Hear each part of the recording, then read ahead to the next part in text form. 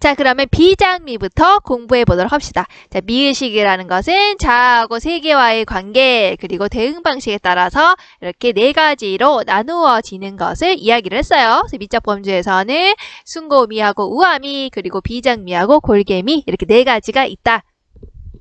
자, 그럼 볼게요. 있는 것과 또 있어야 할 것의 관계를 통해서 비장미를 이해할 수 있고 골개미를 이해할 수 있고요. 또 자아하고 세계와의 관계를 통해서 또 비장미와 골개미를 이해할 수 있는 거랍니다. 자, 비장미부터 보도록 할게요. 자, 있는 거 현실, 지금 내가 가지고 있는 현실은 뭐냐? 나는 요리사가 너무 되고 싶어. 그런데 내 현실은 지금 학생이에요. 학생이고요. 요리학원을 열심히 다니고 있죠. 자, 학원을 열심히 다니고 있는 학생이에요. 자, 그런데요. 자, 있어야 할 거. 이 이상은 뭐냐? 세계 최고의 요리사가 되고 싶어. 내가 바라는 거. 세계 최고의 요리사가 되고 싶어. 자, 이런 거로 생각을 해보세요. 이게 나의 현실이고, 이게 있어야 할 건 내가 바라는 이상이에요. 자, 근데 있는 것과 있어야 할 것을 가지고 비장미를 얘기를 한다면요. 어떻게 얘기를 하냐. 자, 있어야 할 거, 이상과 현실이 서로 상반되는 거죠. 서로 불만족스러운 거죠. 자, 갈등을 일으키는 거죠. 서로 괴리가 일어나는 거죠. 서로 투쟁이 일어나는 거죠. 갈등이 일어난다라고 보시면 돼요. 그러니까 서로가 잘 안 되는 거야. 내가 요리사 되고 싶은데 아무리 노력해도 안 되는 거야. 내 실력이 그 정도는 안 되는 거야. 그럼 어때요? 내가 있는 현실과 이상이 충돌을 일으키는 거죠. 상반되고 있는 거죠. 갈등을 일으키고 있는 거죠. 아시겠죠? 자, 이런 경우에 이제 비장미가 일어나요. 근데 여기서 또 플러스가 뭐냐면, 근데 내가 바라는 건 뭐야? 있어야 할 것. 이상이죠? 그러니까 여기서는 이상을 긍정적으로 바라보고 있답니다. 자, 그리고요. 지금 내가 처한 현실 어때? 내가 처한 현실 싫지? 나는 요리사 되고 싶잖아. 근데 세계 최고 요리사 되고 싶잖아. 그러니까 내가 처한 현실은 부정으로 바라보고 있는 게 바로 있어야 할 것과 있는 것을 가지고 비장미를 설명하는 방식이에요.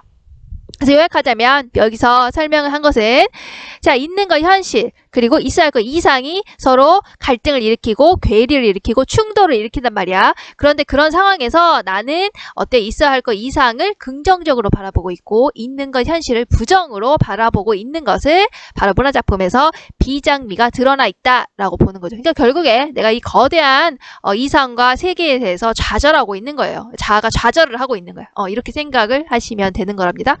자, 그 다음에 자아하고요, 세계의 관계를 통해서 이야기를 해보자면요.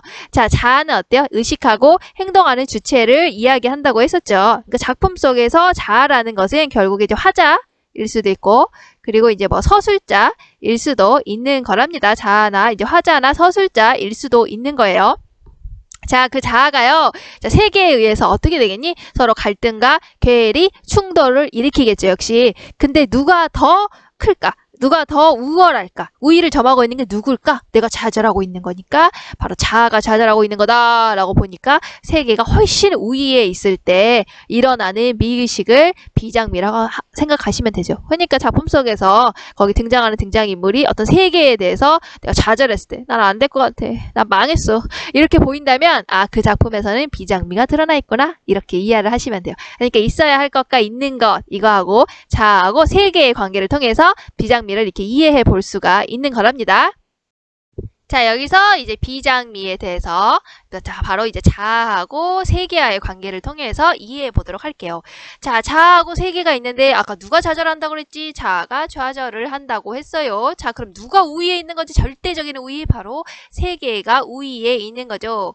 자, 세계가 절대적인 우위에 있어요. 그래서 자아가 좌절을 하는 거죠. 같지 않다고 했지만 사실은 충돌을 일으키고 있는데 자아가 일방적으로 지금 지고 있는 상황인 거야. 이런 거를 자아하고 세계의 관계 속에서 이제 그 작품 속에 드러나 있다면 이게 비장미가 드러나 있구나 이렇게 이해를 하시면 되는 거예요.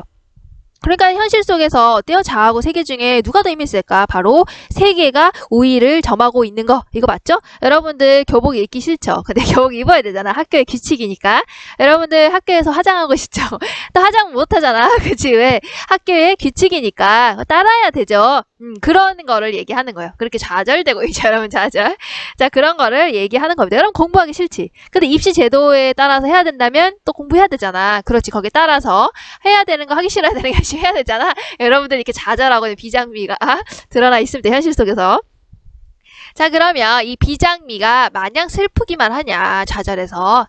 그것만을 의미하는 것은 아니라는 겁니다. 바로 뭐예요? 자, 비장미에서 비자가 슬프다라는 뜻이고요. 장자가요, 씩씩하다라는 뜻이에요. 씩씩할 장자랍니다. 그래서 씩씩하다랍니다. 그래서 어때요? 자아가 외적 세계에 대해서 좌절해서 슬픔을 느끼고 있지만, 그렇지만요, 마냥 슬퍼만 할 수도 있죠. 마냥 슬퍼만 하는 것으로 나타나 있다. 이것도요, 비장미라고 할 수가 있지만요. 자아가 세계에서 좌절을 당했다고. 그런데 나는 그래도 할 수 있어.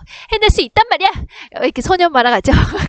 그렇게 드러나는 것은 어때요? 슬픔 속에서 어떤 의지를 가지고 있다. 이것도 비장미로 볼 수가 있어요. 그래서 비장미는요, 두 가지로 이렇게 이해를 할 수 있다는 것을 잘 알아두세요. 왜냐면 비장미가 드러나 있어라 하면 여러분들이 단지 자아가 좌절해서 슬픔이 지배적으로 나타나 있을 때 라고만 해석하더라고.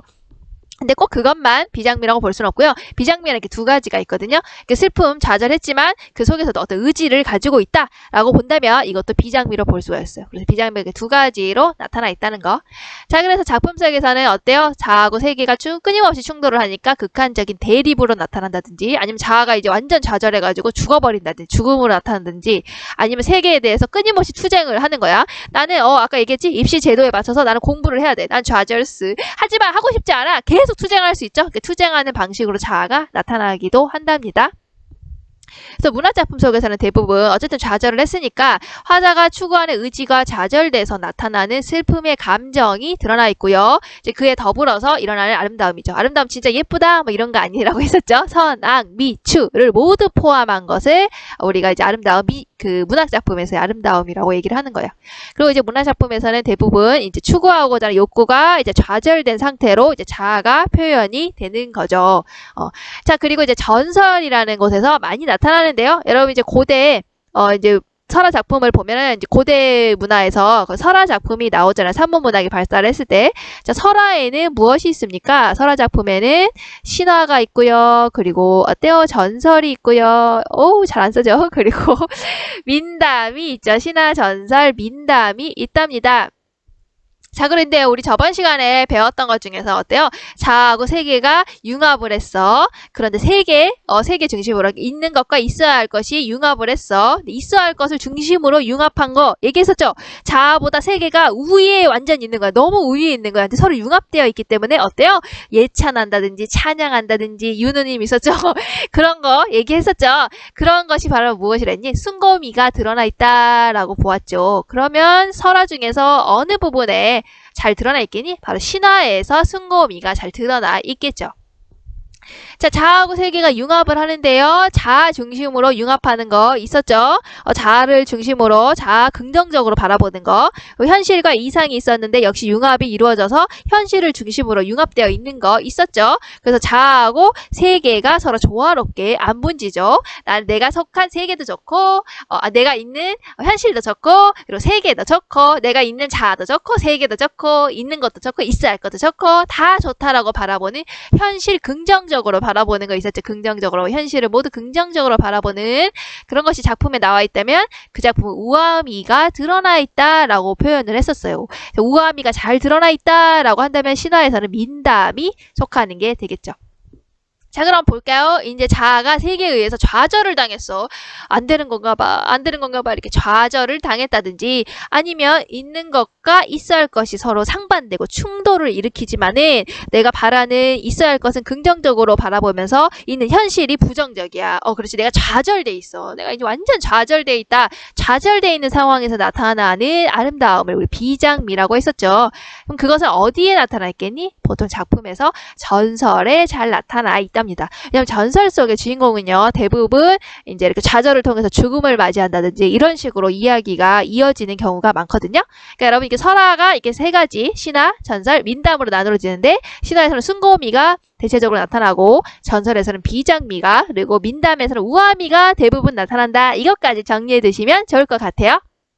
자, 비장미의 예시로는요, 몽유록이라는 게 있답니다. 자, 몽자가 드러나 있으니까 이제 꿈을 가지고 이야기를 전개했구나, 이렇게 알 수가 있죠. 자, 이 원생 몽유록은요, 조선 중기 때 있었던 한문 소설이에요. 한문 소설이고요. 이거는요, 임제라는 사람이 썼답니다. 그리고요, 이 원생몽유록은요, 원래 원자어전이에요. 이름이 원자어전인데요. 이렇게 발음이 안 되는 거야. 원자어전인데요. 자, 원자어라는 사람이, 그 내용은 원래 뭐냐면, 원자어라는 사람이 이제 꿈속에 들어가게 되죠. 자, 꿈이 들어가니까 원생몽유록 들어갔죠? 몽. 자, 꿈으로 들어갔는데요. 거기서 누구를 만나냐? 바로 단종과 사육신을 여기서 만나게 돼요. 와우, 그죠? 자, 그런 걸 만나서요. 이 사람들을 만나서요. 여러 가지 얘기도 하고, 뭐 토론도 하고, 그러면서 이제 다시 꿈에서 깨어나서 현실로 오는 게 바로 원생몽유록의 이야기랍니다. 자, 여기에서 왜 비장미가 드러나 있냐? 자, 있어야 할 것과 있는 것을 가지고 얘기해 볼게요. 있어야 할 것, 이상적인 거라고 했죠? 있는 것은 뭐라고 그랬어요? 아까 현실이라고 했죠? 자, 단종과 사육신 누구에 의해서 죽음을 맞이했습니까? 지금 현실에서 바로 세조, 수양대군에 의해서 우리가 죽음을 맞이했죠. 단종은 작은아버지가 죽인 거야. 작은아버지가 왕이 되겠다고 죽인 거랍니다. 그러니까 여러분 이제 세종대왕이 엄청 성군이셨잖아요. 성군이라고 이제 했는데 그 자식 중에는 또 안 그런 애도 사람도 있는 것 같아요. 꼭 갖는 건 아닌 건가 봐. 어쨌든 이렇게 세조에 의해서 이렇게 죽음을 당하게 됩니다. 그래서 단종을 따랐던 충신들을 우리가 이제 사육신, 죽을 사자 해가지고 죽어서도 따랐다. 이제 사육신이라고 하는 거죠. 어쨌든 지금 현실은 어때요? 현주. 여기서 현주는 이제 어질다라는 거니까 현숙하다 뭐 이런 거니까 그냥 이제 여기서 말하는 현주라는 것은 이제 단종을 말하는 거겠죠. 단종과 이제 충신, 사육신의 참혹한 형편 죽었잖아요. 현실은 이렇죠. 죽었죠. 근데 이상은 어때? 잘 살아야지. 마땅히 살아서 나라를 다스려야지. 죽으면 안 되는 거지. 세조가 부정적인 거지. 그죠? 그러니까 이상은 어때요? 이상을 긍정적으로 바라보고 있죠. 현실은 어때요? 현실은 굉장히 안 좋잖아. 현실을 굉장히 부정적으로 바라보고 있죠. 둘 사이가 어때? 지금 완전 융합되어 있는 상황이니? 아니지? 충돌을 일으키고 있죠. 서로 갈등을 일으키고 있죠. 자, 그래서 이걸 상반되어 있죠? 이런 식으로 바라보는 것을 이제 있는 것과 있어야 할 것을 중심으로 이제 원생몽유록이라는 것을 비장미를 해석해 본 거예요. 그러면 우리 아까 자아하고 세계와의 관계를 가지고 얘기를 해본다면 어때요? 자, 여기서 행동한 주체, 여기 있는 단종과 사육신이 모두 죽음을 맞이했죠. 세조가 왕이 되겠다는 그것 때문에 죽음을 맞이했죠. 그러니까 세계에 의해서 좌절을 하게 됐죠. 좌절. 세계의 엄청난 힘에 의해서 좌절을 하게 됐죠. 서로 충돌과 갈등을 보이고 있죠. 자, 이런 것도 어때요? 우리가 비장미가 드러나 있다라고 자아하고 세계와의 관계 속에서 설명을 할 수 있는 거예요. 어쨌든 우리가 뭔가 좌절하고 좌절했어. 뭔가 세계가 가지고 있는 뭐 그런 것들이 내가 현실적인 여건 때문에 어떤 나의 실천 의지가 좌절되어 있어. 그러면서 나타나 있는 아름다움을 비장미라고 생각을 하시면 돼요. 자, 그러면 골개에 대해서 공부해 보도록 합시다. 골개미는 많이 나오죠? 풍자하고 해악을 설명하면서 많이 나올 거예요.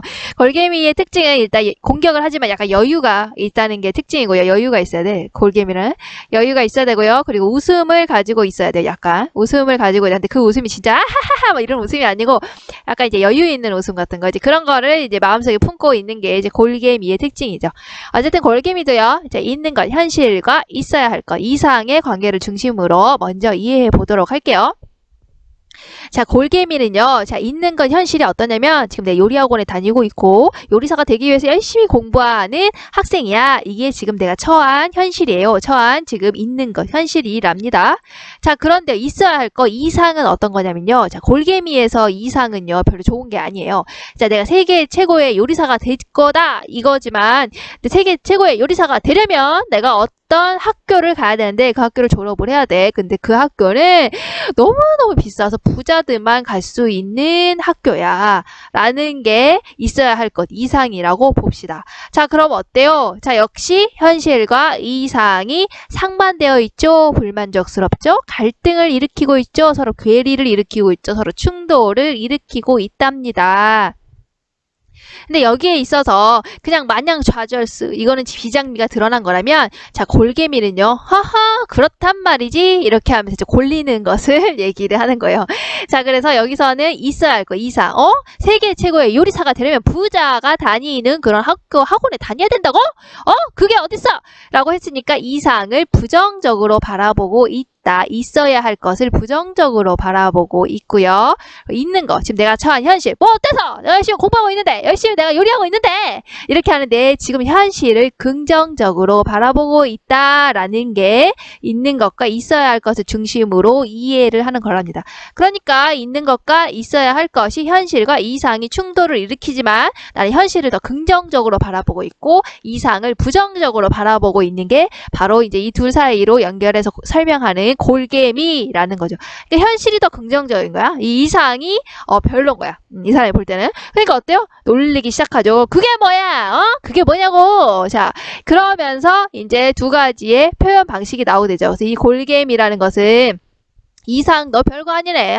있어야 할 거 너 그거 별로야. 현실이 더 좋아. 이렇게 바라보는 게 바로 골개미가 작품 속에 드러나 있다. 라고 보는 거예요. 그리고 이 골개미를 표현하는 표현 방식에 바로 우리가 말하는 바로 풍자와 해악이 들어가 있는 거랍니다. 그래서 풍자적인 표현을 통해서 골개미를 드러냈다. 또 해악적인 표현을 통해서 골개미를 드러냈다. 이런 식으로 작품 속에서 이야기를 하는 거예요. 자, 그러면 이제 자아하고 세계와의 관계를 통해서 이해해 보도록 합시다. 자, 그러면 자아하고 세계의 관계를 통해서 이해해 보도록 할게요. 자아가 어때요? 자, 좌절을 했죠. 어쨌든 세계가 더 크잖아요. 그래서 세계가 더 좋긴 했죠. 자, 내가 부자 그 요리학교 다 가야 세계 최고 요리사가 될 수 있는데 크단 말이야. 하지만요, 자아를 더 긍정적으로 바라보고 있는 거죠. 내가 처한 이 자아를 더 긍정적으로 바라보고 있어요. 그리고 자아하고 세계는 어차피 충돌을 일으키고 있는 거죠. 하지만 이걸 더 긍정적으로 바라보고 있으니까 어때? 이 세계 너 부자학교 부자들만 간다고? 이렇게 하고 이제 놀리는 거죠. 이 세계를 놀리기 시작하는 거야. 이런 거를 작품 속에서 드러나 있다면 이제 골개미가 드러나 있다라고 보는 거예요. 골개미는요. 자, 어떠냐면요. 자, 그래서 비장미하고 다르게 비장미에서는 세계가 우위에 있지만 자아가 너무나 바라는 세계였어요. 그래서 세계에 의해서 좌절을 당했을 때 너무너무 슬프고 아니야 난 할 수 있어 막 이렇게 극복 의지 같은 거를 보였다면 골개미에서 세계는요 좌절을 당했지만 세계는 별로 원하지 않는 거야. 내가 아까 얘기했죠. 세계 최고의 요리사가 되려면 그 부자들만 다니는 그 요리학교를 가야 돼. 그런 세계 따위 나는 원하지 않아. 이렇게 생각하는 거예요. 세계가 우위에 있지만 별로 원하지 않는 세계야. 이렇게 바라보는 거죠. 그렇게 바라보는 미의식이 작품 속에 드러나 있다면 그 작품은 골개미가 드러나 있구나 라고 보면 되는 거예요. 이 골자가요 익살스럽다라는 뜻이고요. 자, 그리고 이 개자가 바로 헤아리다예요. 자, 그러니까 작품을 헤아려 보니 굉장히 익살스럽구나. 그게 나타나 있는 미의식이라고 생각을 하시면 되죠. 그러니까 굉장히 어때요? 익살스럽고 뭔가 놀리는 것 같고 이런 식으로 표현을 하는 거죠. 그래서 작품 속에서 표현하기로는 웃음이 등장한다든지. 근데 이때 웃음은 진짜로 아하하하 막 이런 웃음이 아니고 약간 쓴 웃음이지. 약간 그래 뭐 막 이런 거. 왜냐면 난 세계 별로 안 좋아해. 난 그 부자학교 가려면 안 갈 거야. 막 이렇게 보는 게 그런 웃음인 거야. 막 이런 거. 이렇게 쓴 웃음이에요. 쓴 웃음. 막 마냥 즐거워 해피 뭐 이런 건 아니고 쓴 웃음이라든지. 그래서 이제 골개미를 표현하기 위해서 놀려대기 뭐 이런 게 나온다든지 아니면 여유 있는 공격과 웃음의 세계가 드러나 있는 게 이제 골개미의 특징이죠. 그래서 얘를 비꼬지만요. 세계 너 나 그 세계 최고 요리학교 뭐 됐어. 이렇게 비꼬지만 그 공격이 반드시 거기에는 웃음이 들어가 있기 때문에 어떤 여유가 느껴진다는 게 골개미의 특징이에요. 그래서 골개미는 어떤 질서나 이치를 존중하지 않고 추락시키면서 발생하는 아름다움, 그러니까 미적인 아름다움, 문학적인 아름다움이라고 보는 거죠.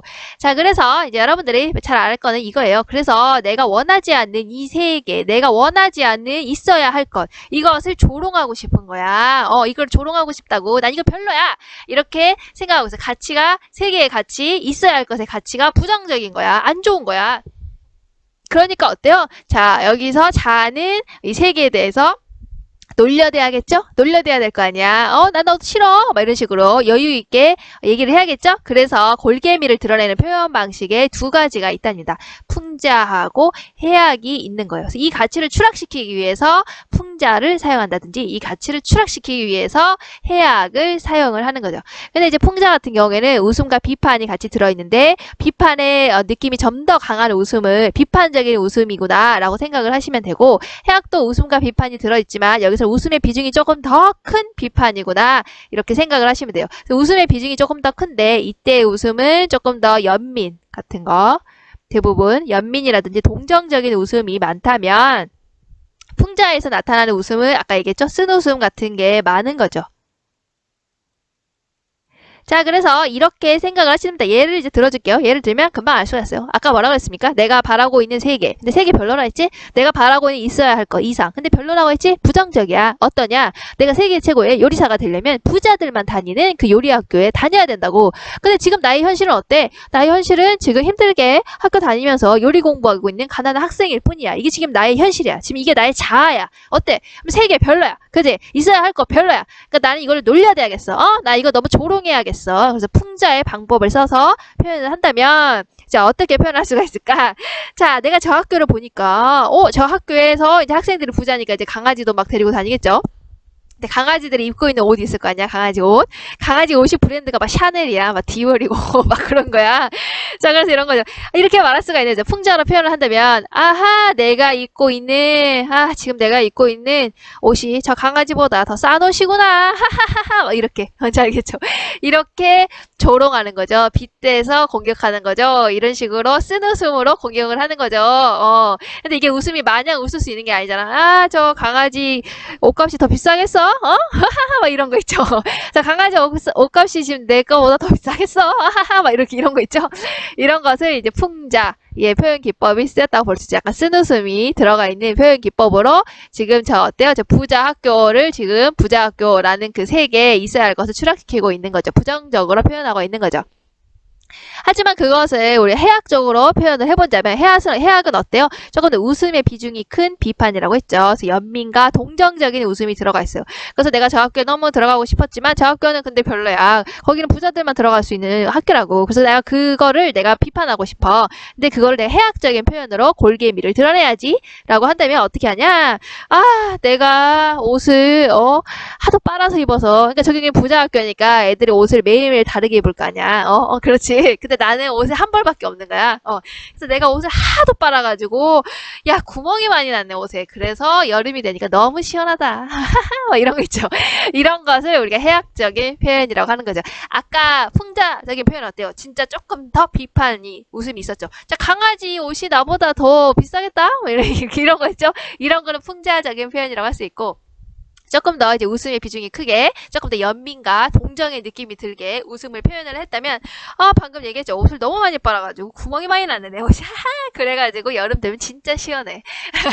이렇게 표현하는 게 해학적인 표현이죠. 이걸 통해서 어때요? 그런 세계에 있어야 할 것을 바로 부정적으로 바라보고 골려대고 놀려대고 있는 거죠. 그래서 이런 거는 대부분 어디에 나타나냐? 판소리에서 많이 나타난답니다. 아무래도 판소리라는 장르가 이제 서민의식이 발달하면서 나타난 거였잖아. 그래서 주된 이제 독자층이나 아니면 이제 청자층이나 다 누구였습니까? 다 서민들이었죠. 그러니까 양반들을 대놓고 비판하겠지? 얘네들이 생각하는 양반이 세계겠지? 얘네들이 생각하는 양반의 세계가 바로 있어야 할 것 이상이겠지? 근데 그 양반들이 잘하고 있었니? 별로였잖아. 그래서 그거를 골려대고 싶었던 거죠. 그래서 풍자적인 표현, 쓴웃음, 그리고 해학적인 표현, 그리고 이제 이렇게 동정적이고 연민적인 웃음으로 이게 보통 이제 서민들을 향해서 얘기를 했겠죠. 이런 식으로 표현을 하면서 골개미를 드러내고자 했다라고 알 수가 있습니다. 그러니까요, 풍자와 해학은 골개미를 드러내는 하나의 표현 방식이었던 거죠. 자, 골개미가 아주 잘 드러나 있는 거 봉산탈춤 많이 나오죠? 봉산탈춤. 자, 봉산탈춤에 보시면 말뚝이라는 인물이 나오죠? 말뚝이라는 인물이 바로 이제 서민을 대표하는 인물이고요. 여기에서 이제 양반은 굉장히 부정적인 세계가 되겠죠. 근데 어때요? 부정적이니까 이 세계를 조롱해야 된다고 했었죠? 있어야 할 것 별로야 부정적으로 바라보고 있었죠. 자, 그래서 있는 것과 있어야 할 것의 관계로 이야기를 해본다면 있어야 할 것은 바로 어때요? 양반에게 서민은 복종해야 된다는 규범이 있었죠. 근데 그거 별로야. 안 좋아. 그렇지? 자, 그래서 있어야 할 것을 부정하고 있는 거죠. 자, 그런데 내가 지금 처한 현실은 어때요? 말뚝이죠? 그러니까 양반에 대해서 말뚝이가 계속 말장난을 하죠. 계속 이제 풍자적인 표현 하면서, 뭐 어때요? 말뚝이? 막 이런 식으로 하면서 얘기를 하는 게 나오죠. 자, 그러니까 실제 봉산탈춤의 내용을 보면은 말뚝이는 서민을 대표하는 거였죠. 자, 그런데 서민은 양반에게 복종해야 된다. 그 규범 별로라고 했었죠. 그 있어야 할 것 이상 별로예요. 그리고 세계 별로예요. 자, 그런데 그것을 이제 조롱해야겠죠. 별로니까 가치가 추락되어 있잖아요. 자, 그걸 조롱해야겠어. 그게 별로기 때문에 부정적으로 바라보고 있어.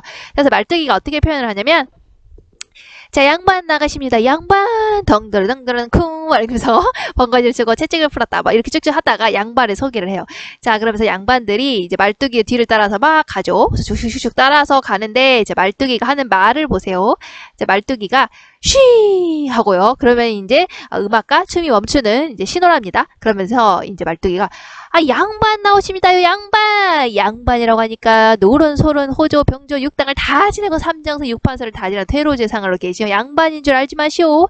개잘량이라는 양자에 개다리 소반이라는 반자를 쓰는 양반이 나오신다고 말이오. 이렇게 얘기를 하는 거예요. 그 양반이라고 하니 우리가 생각하는 노른 소른 뭐 그렇게 해가지고 벼슬을 지닌 그런 양반이 아니고 개잘량의 양에다가 소반에 반자를 쓰는 개다리 소반 알죠? 이렇게 생긴 그 뭐지? 밥 먹을 때 이렇게 할머니 집에 가면 작은 상이 있잖아요. 작은 상, 작은 상을 이제 소반이라고 하거든요. 어쨌든 작은 상이 이렇게 휘어진 이거 있잖아요. 이거 개다리가 이렇게 휘어져 있잖아. 그래서 그냥 개다리 상 이렇게 소반을 얘기하는 거예요. 그래서 그거를 지금 빗대가지고 표현을 하는 거야. 그런 양반이 나온단 말이야. 이렇게 이런 이름을 가진 양반이 나온단 말이야. 이렇게 비꼬고 있는 거예요. 그래서 비꼬고 있는 거죠. 그럼 어떤 표현이 쓰인 거야? 비꼬고 있는 표현이니까 비꼬는 웃음이니까 바로 풍자의 표현이 쓰여서 골개미를 드러내고 있구나. 이렇게 우리가 알 수가 있죠. 양반이라는 그런 양반에게 복종해야 되는 그런 가치를 지금 조롱하면서 표현을 하고 있는 거예요. 그러니까 어때요? 있는 것은 양반에 대한 말뚝이의 한거가 잘 드러나 있죠? 지금 현실은. 그렇죠? 자, 그래서 있어야 할 것. 이상과 지금 현실이 어때요? 충돌을 일으키고 있죠? 이상 별로야. 추락시키고 있죠?